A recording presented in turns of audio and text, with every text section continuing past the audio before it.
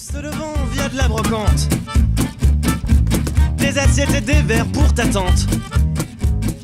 Des capsules, des bouchons, des semelles. Hi, Howard. And welcome to another episode of But I Didn't Say That podcast. Finally. With you always, the Maharaja of podcasting, Manu Healy. Wow. Alongside the James Elworth of podcast, Oski's Kevin. not here. That's right. Oski is not here again. Another podcast episode without Oski. We do have to say he did get caught up. We sent him on a mission to India for TNA Impact. He was reporting from India, and his flight got delayed. Today is what? Money in the Bank reaction and review. Money in the Bank reaction review. Money in the Bank, one of the most highly anticipated pay-per-views of the year. One of my favorite pay-per-views of the whole year. This is the pay-per-view that usually brings in a lot of excitement, a lot of surprises. But I think this year it was a letdown. Mostly because it was just a SmackDown. You're saying, no. I think it was fine like that. I'm just saying the entire show maybe wasn't No, but what I'm saying is as Money in the Bank, I like it if it was like Raw and SmackDown, if it was a co-produced. But this year was just SmackDown Live, so we'll get into it. The pre-show was what? The pre-show was the Hype Bros versus the Colognes. I was cooking, so I don't think I saw that match. What did you? I was playing Injustice 2 on my phone, so. Okay, so let's skip through that. That tells you that. Yeah, let's skip through that. Pay-per-view started. First match, off the gate. Miss Money in the Bank for a shot at the WWE Women's SmackDown title. This was a highly anticipated match. The promo was like, it was just making you more anticipated, more So this more was excited. exactly. So this was set up as, since it's the first Money in the Bank for women's, you were expecting fireworks, you were expecting like high risk, and ultimately, I liked the payoff of Carmella winning. You like the ending? I like the ending because you need a heel to go against Naomi. So you need someone Naomi's not good on the mic, so you're gonna need someone that's gonna be able to talk to her. And the wrestling, I don't think it's gonna be a long feud because I think Carmella's gonna cash it in at some point before SummerSlam. But the whole ending was fine with James Ellsworth. When you saw James Ellsworth on the ringside, you knew he was gonna jump in and help. I knew he was gonna interfere, but I didn't think he was gonna like actually did what he did, at the very end. I thought it was perfect. I thought he was gonna like engage with Becky Lynch. No, because I think, and then Carmella was just gonna climb up the ladder. No, because for Carmella, she's like plays this princess thing, like everything's handed to her. Perfect way to give her the Money in the Bank. Someone else doing all the work and her just getting it. So okay, that makes more sense. That's what I saw of it. And plus, then you could continue the feud with Becky Lynch too. Well, for the rest of them, like Tamina had some high spots. Tamina was taking some bumps. Yeah, Natalia was, I guess. Natalia was whatever. Natalia was Natalia. Charlotte Flair had her moments where she did that full spin on top of Natalia and Tamina. That was cool. But she really wasn't even engaged in the match as well. The match was Becky Lynch, Tamina, Ellsworth, and Carmella. That was it.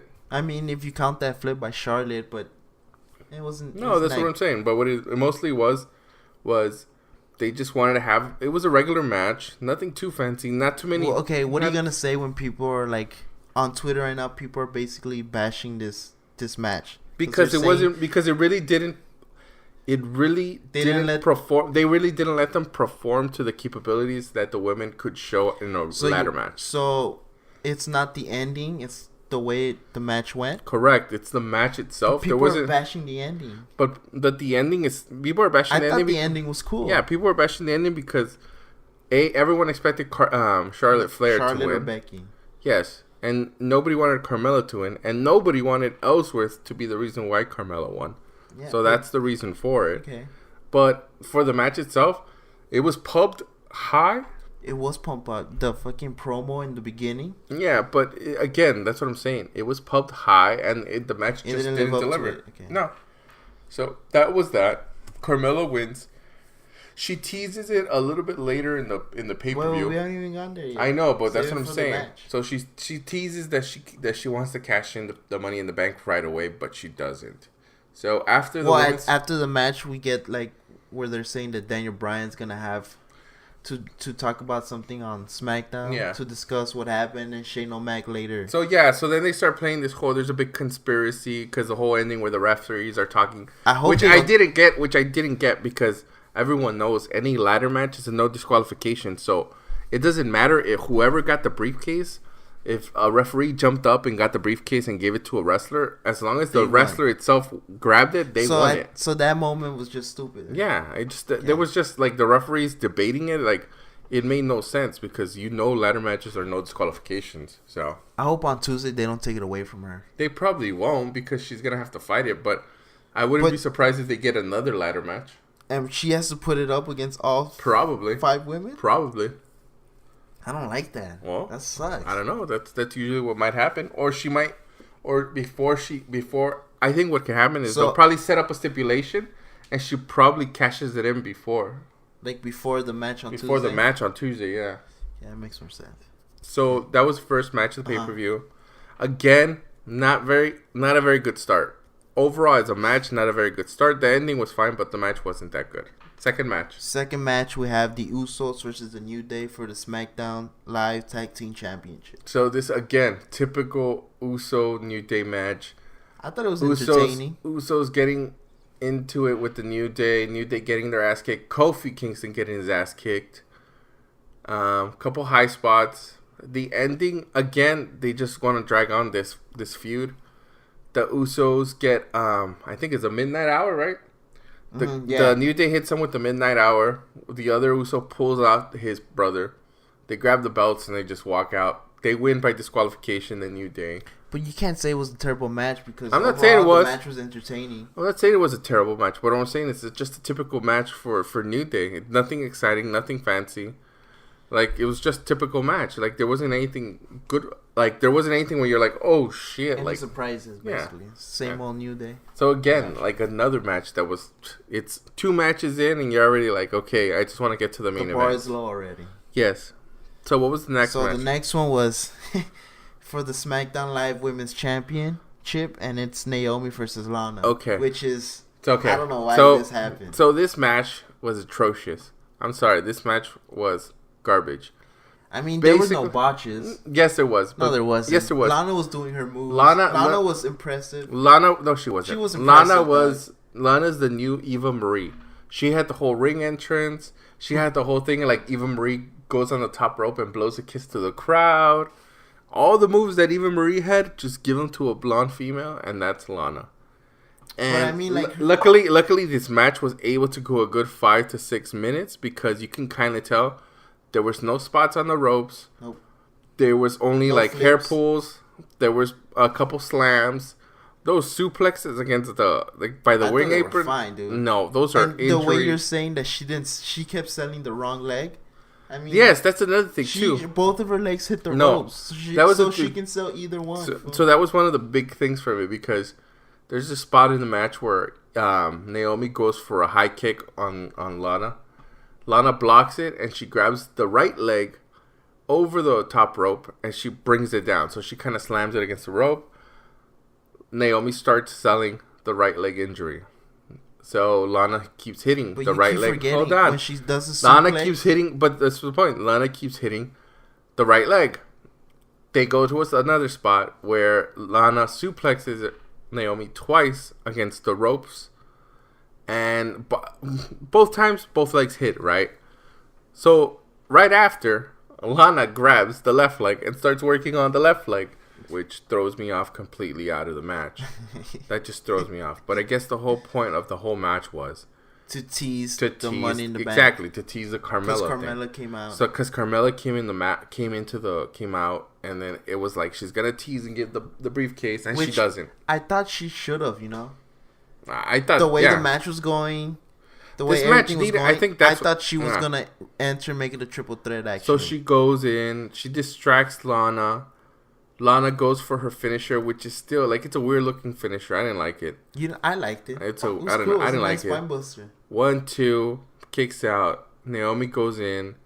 Naomi gets her like in a little cradle that turns it into a submission. She taps out. She's holding the belt. Carmella's still out there. I was expecting Lana to go crazy, attack Naomi, dude, and cause her to lose I was expecting Carmella to actually get involved in the match. No. And then, or before the match started, like, because the way actually do something. I don't think so, because the way she won the Money in the Bank, she has to cash it in dirty. It's like when Edge would be like this evil guy. Like when he cashed it in against John Cena. Yeah, exactly. Where he was already like freaking hurt, and then he just comes out running. Big question: you think she cashes it in on SmackDown? I think if there's a stipulation of her losing the thing in another match, she cashes it in early, so then they can play a story that, hey, she was still holding the Money in the Bank, so she is allowed to cash it in, and you're not going to take the title away from her. I think that's what they're trying to play off, which would be cool if they work. But then, what throws another thing is the introduction of a new diva that came out later in the pay-per-view. I think it was later because it wasn't right after. Yeah, it wasn't right after. But we'll talk about it was right after, actually. Was it? Yeah, after the title match. Yeah, so right after the title match, you get these weird, like, heart, like, designs on the floor. This quirky theme song. And you get this theme song, and then out of nowhere, who comes out? Maria Kanellis and Mike Bennett. No. Mike Kanellis. Oh, that's right. He's going by Mike Kanellis. So it's actually a pretty good idea. Because a lot of people, when they were suspected or they were rumored to be signing with the WWE, Dave Metzler. Yeah, a lot of people were suggesting that it was Mike Bennett and he was going to get a push and she was going in as a manager, but they kind of switched it around, so it looks like Maria's going to get the push, and Bennett is going to work like maybe like a manager or maybe in the background. It makes more sense, right? Because she's better known in the WWE universe. Than Mike Bennett? Yeah, and it probably gives them more time. They have probably a story set up for her, and maybe not him. But when he'll start wrestling eventually. But it looks cool because now, since he's going as Mike Kanellis, it kind of makes it seem like she's the dominant one. She's the one that's handling everything, and so she could already jump in straight into the title match. It's the same thing they did in TNA, because when when Mike Bennett went from ROH to TNA. Automatically, he jumped into the title scenes. Yeah. So you're saying Mike and Maria automatically is gonna go to the title shot? I think for SummerSlam. No, I think she's gonna come out and she's gonna start like maybe fight once or twice and then ask for a title shot, depending on how the character goes. If she can get enough heat, maybe she takes the spot of a top bad guy, because there really is. Who's the top bad guy for women in it's basically three: Carmella. Well, right Natalia. Now, Carmella. Natalia's not like Natalia. Yeah, they have the little group. But she doesn't get that heat. Natalia's not going to get heat. But they have the little group right now. I think that's why Lana jumped her for a title shot. She's the best there is, though. Oh, my God. Never mind. The best there was. The best sharpshooter in the game. So what was after Maria Kanellis? Well, how you going to skip over JBL's reaction, dog? To what? Where he goes, he took her name. Oh. My God, dude. He's a bully. That's all I can say. Next. Next up was the WWE Championship match. Wait, wasn't it the Fashion Vice thing? No, that was after. After the match? That was the title. That was the match was after. The match was after. But the promo was between, right? The promo was between those two. So Maria, Mike. Yeah. So Fashion Vice. That's right. So there was a promo for Breezango. I like the whole skit thing they're doing about this whole gimmick is awesome, man. Yeah, about the whole thing, different cop shows, and they're making this week was Miami Vice. They're called it Fashion Vice. So they're trying to figure out who the hell beat them. Who trashed their office. Yeah, who trashed their office, and who the hell beat Tyler Breeze to shit the previous week. And they get a tape that says, "Hey, meet me in the ring and we'll show ourselves." Based on the silhouettes, you already knew who it was. You can tell by one. Yeah, one of the guys you could tell was totally Connor from the Ascension. But I won't spoil the surprise. That picture of what's his face, Michael P. Hayes. Oh, that's right. They had funny pictures of Michael P. Hayes for Wanted in the back. They had They had Fashion Icon for what's his face? John Cena. No. Dude with the polka dots. I keep forgetting his name. Oh, Dusty Rhodes. Yeah, that was funny. So after the promo, it was the WWE Championship match was just Jinder Mahal versus Randy Orton. Yeah, so they start off the match by setting up all these old veterans from the St. Louis area, the AWAs, all those people. So they had Greg Gagne, they had Baron Van Rushke, They had Larry Hennig, Sergeant Slaughter, Bob Orton. They had Bob Orton, which sets Ric Flair. which sets up a spot later in that match, and Ric Flair. So the match starts. It's basically Backlash, the same match as Backlash. Randy Orton is kicking Jinder Mahal's ass. At some point, Jinder comes back. So it's basically a back and forth match. Yes, but then the main spots here was towards the end of the match, Randy Orton's dominating. So then the Singh brothers get involved. The ref tells them they need to go to the back, so they get kicked out of ringside. So as they're walking towards ringside, you already knew when they saw it from the beginning. They stop and they look at Bob Orton. Well, no, they look at somebody else and then they're pointing, no, I'm not the dad. He's the dad. Oh, that's right. So they're looking at another wrestler. Who was it? I think it was a dude with the claw. So they're looking at Baron Van Raschke? I think it was him. They're looking at Baron Van Raschke and he's like, don't look at me. I'm not the dad. And they look towards Bob Orton. So they start looking towards Bob Orton. And he's telling them to get out. Yeah, he's telling them to leave. Back. So at that point, they grab Bob Orton from the collar. And then Ric Flair had to get in there. Ric Flair goes into, I gotta be in the spotlight mood. So he's kind of doing that face, don't you touch him or I'm gonna hit you. Sergeant Slaughter's no-selling right next to Bob Orton. He's just sitting in his chair. And then out of nowhere, Randy Orton comes and he destroys the Singh brothers. He does the same toss, which is the scary. Same, on the table. The same back suplex to one of the Singh brothers on the table that he did in Backlash. That almost broke the guy's neck. He does a running RKO. He does a running RKO on the other one. He clears badass. 2 tables, and he sets up one of the Singh brothers to get an RKO off the table. Big spot. He rolls back into the ring. He rolls into Jinder Mahal's finisher. 1, 2, 3. Jinder Mahal stays WWE champion. Which should be, and it was a good match. Which is a good match. It was entertaining as well. That's what I'm telling you. Like right now, if you take the belt off Jinder, you're going to have to give it to somebody big.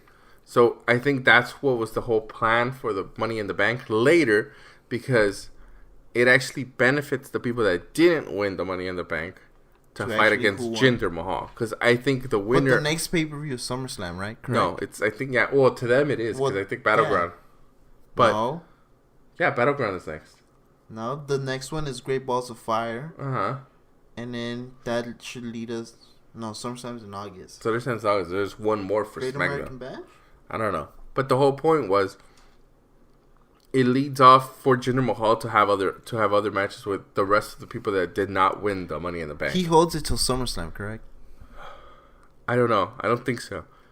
I think he holds it probably prior to SummerSlam, because if it is who I think it is, who a lot of people are saying that the person that's gonna take it away from him is Cena.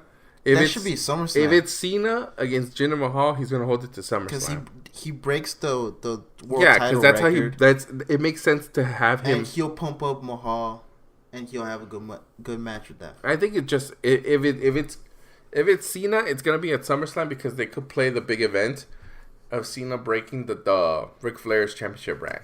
So I think that's what's gonna happen. But if it's not Cena, I think he loses it before. So I think that's what's gonna happen. So that match was fine. So again, like, I think that one was the one match that you're like, okay. So far out of the whole pay-per-view, that's the best match so far. So far. Then you get the surprise. Yeah, then you get the surprise. So you get Breezango comes out. And I'm expecting the Surfer Dudes, man, from Southpaw Wrestling. So then you get the Ascension, which is exactly who we thought it was. Yeah. So the whole point was, I didn't know what the whole point was, because Breezango ends up winning the match. It was a nacho break. Yeah, like, if you're going to set up this whole surprise I have to thing. go get my carne asada, man. Why not have the Ascension just totally destroy Breezango, sets up a feud for them to continue? Or come out with a new gimmick, you know? But this whole shit was, like, now Breezango defeats the Ascension. What was the whole purpose? Like, was it just like a little skit for the whole pay-per-view? Because that's what it looked like. Dude, I don't know what the hell they're doing with the Ascension, American Alpha. What are those fools, dude? The tag team division in SmackDown is weak. There's I mean, look what they did with Breezango. They went from trash to actually being something fun. Well, but it's not good. Well, they're not gonna win the title, so they should win the titles. I don't know. I'm saying, like, what the hell happened to the Ascension? Like, there was this badass team in NXT. American Alpha was the same way. They don't know how to use them. That was the whole point.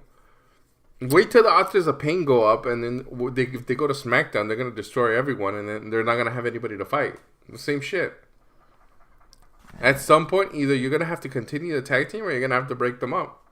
There's no breaking up the Ascension because they're both the same guys. American Alpha might be better because they're gonna give Chad Gable a run for the title. Really? Yeah, he's like Kurt Angle to them. Damn. All right, well, I'm tired of talking about that already. So then we go up to the main event, which is the men's Money in the Bank. We have all the entrances. Shinsuke is the fifth one to go in. As he's walking in, doing his entrance, Baron Corbin clobbers the shit out of him. Well job, Baron Corbin. Baron Corbin hits him with everything. He hits him with a ladder. He hits him with a ladder. He hits him with a camera. Referees, trainers come out, carry Nakamura out of the match. Okay, so at this moment, I changed my pick and I thought Nakamura was gonna win. So you thought Nakamura was gonna win Money in the Bank? Because I thought he was gonna come in, pump up the crowd. So to me, prior to the match, I kept telling him, Kevin, and then Oski too. I was telling them, watch. The winner doesn't like you don't need to have Nakamura, Styles, Kevin Owens win the titles. Like, you don't need them to win Money in the Bank because they'll get title matches regardless. The people you have to look out for is Sami Zayn or Baron Corbin. One of those two will win Money in the Bank because then they can hold it for a while. They don't have to cash it in right away. They can hold it for a while and they can play off the thing like, hey, look, I got the Money in the Bank. So if they wanted to tease it up. Yeah. So the match started with just 5. Well, this is another thing. Like, Baron Corbin, after he destroys Shinsuke, he goes in the ring, he starts telling the rest, and they start arguing. Like, that's another thing. Like, why? Well, because they're trying to argue. They're like, hey, it's a 6-man tag. It's a 6-man. Well, you're not just gonna cancel ladder the match. event. No, they're not. But they're trying to debate: do we want to start the match without Shinsuke, or can we start the match without Shinsuke? They do this all the time when people get hurt. Stupid. I don't know. It was weird. It was all over the place. So the match starts. Your typical Money in the Bank. There's a lot of cool spots there. Sami Zayn did a lot of cool stuff in the match. The standouts were Sami Zayn, Dolph Ziggler because he took some bumps. Dolph Ziggler took some shit. Kevin Owens took some heavy bumps. Baron Corbin was dominating, and then I guess the very end was. So we'll get to that. So the whole setup standout for me was Sami Zayn. So the whole setup of the point was throughout the whole match they kept teasing each person was going to win the title. Yeah. So at the end, the biggest tease or the biggest reaction is Sami Zayn's climbing up the ropes. So Sami Zayn is climbing up the ladder, and out of nowhere Baron Corbin comes and he tosses him off. So then Baron Corbin grabs the ladder and he's climbing up and you're like, oh shit, Baron Corbin's going to win. Shinsuke Nakamura's music comes out and he comes out again, that whole Rocky, I'm hurt, but I'm still gonna fight you. He comes out. He cleans house on Baron Corbin, on everybody else. Except you knew a standoff. You knew the Mexican standoff was going to be with AJ Styles. So the best part was Shinsuke sets up the match. Shinsuke sets up the ladder, and as he's setting up the ladder about to climb, AJ Styles is on the other side of the ladder. So they have the ultimate face-off. They each grab each side of the ladder. They move it to the side. Which I thought was badass. Which is cool. And then they just start kicking each other's ass. So they strong style their way towards the finish. Which was basically... I think Shinsuke gets the ladder. He's climbing, then AJ's climbing. And then that's when Baron Corbin comes in. So they're each climbing on each side. And then out of nowhere, Baron Corbin grabs the ladder and pushes it to the side. Shinsuke takes a bump. AJ takes a bump. Cleaned house. Baron Corbin climbs the ladder. Retrieves the Money in the Bank. Baron Corbin, Mr. Money in the Bank for 2017. Which is cool. But then again, you're not going to have heel Baron Corbin versus heel Jinder Mahal. So, this tells you two things. Either Baron Corbin is going to hold the title of Money in the Bank for a while, or Jinder Mahal is going to lose the title quick to somebody. Well, this is what I think is going to happen. Jinder Mahal is going to fight Shinsuke Nakamura at some point. Shinsuke Nakamura is going to win the title. Baron Corbin will cash it in on Shinsuke. which sets up a feud for Shinsuke and Baron Corbin. Because it sets up the whole idea of Shinsuke getting his ass kicked by Baron Corbin. Baron Corbin was the reason why Shinsuke didn't win Money in the Bank. Shinsuke kicked Baron Corbin's ass in Money in the Bank. So they set it up a lot. You're going with this theory that Shinsuke in the next couple weeks, he's going to get a number one contender shot. Correct. So if the rumor, what they're saying is they want John Cena to fight Jinder Mahal at SummerSlam, wouldn't you want Shinsuke versus John Cena at SummerSlam? I don't think so. Because if what you're saying is Shinsuke beats Jinder Mahal at the next pay-per-view. No, because it could go. It could be John Cena. It could be John Cena and Jinder Mahal, and John Cena wins the title on SummerSlam. And then they could set up a Shinsuke Cena feud. Maybe in Survivor Series, Shinsuke wins the title. Baron Corbin whoops Shinsuke's ass at Survivor Series for the title the same day. And then you have that till Mania? So then you have that till Mania. But wouldn't you want what they teased? Oh, no, you can have it towards the Royal Rumble. You can have it towards the Royal Rumble. Because I think for Mania, what they want is AJ versus Shinsuke Nakamura. So at some point, one of those two have to have the title. Man. Yeah. Look how everyone knew. Like, if you've seen Wrestle Kingdom, I think it was 10. No, 11. No, 10. Yeah, 10. They fucking killed it with that match. So if they can do half that match, it's going to be tops. But I think what it's setting it up for is if it's Cena that's going to come back, apparently he's going to work both shows. But if he decides to go after Jinder Mahal, then he's coming in like he's choosing where to go? Yeah, they're playing this whole free agent thing where like he can go to Raw, he can go to SmackDown. But it doesn't really matter. The question is, what made him a free agent? SmackDown didn't just tell him to leave. No, we didn't. SmackDown drafted him, right? Yeah, but like he just left right after Mania, so what makes him a free agent? Who knows, dude? You're asking me. I don't write that shit. It's confusing. Though. I am Vince Russo. Okay, so we would get Cena, Shinsuke for Survivor Series. I would say yes. Then we would get from Survivor Series to Rumble, Shinsuke, Baron. Correct. And then from Rumble to Mania, we get Styles, Shinsuke. Correct. So I would think something in a situation where either AJ Styles wins the Royal Rumble and he challenges Shinsuke for the title. So right now in this path to Rumble, you would say AJ Styles wins the U.S. title? No, I would say Sami Zayn would probably fight again with Kevin Owens. So what would you have AJ Styles doing this whole time? There's nobody else to fight with. It's tough. Probably like a Dolph Ziggler. Have him like be on the cusp of trying to get to a match, but he never gets close. You could have him fighting Baron Corbin because Baron Corbin's not going to be necessary.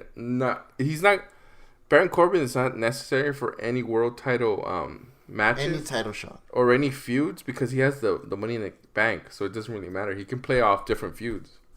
Okay. So there's enough people.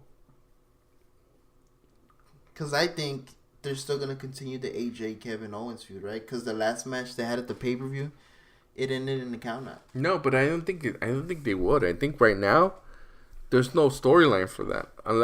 We'll see on Tuesday when they clarify. Tuesday's going to clarify. Tuesday, you're basically saying brand new slate, brand new everything. Correct. Yeah, that's when you start. That's because I think Randy Orton's going to be gone. So Jinder Mahal's not. They're not going to have a third match with Randy Orton versus Jinder Mahal, and it's going to end the same way. So this feud is over. Randy Orton lost to Jinder Mahal. Okay.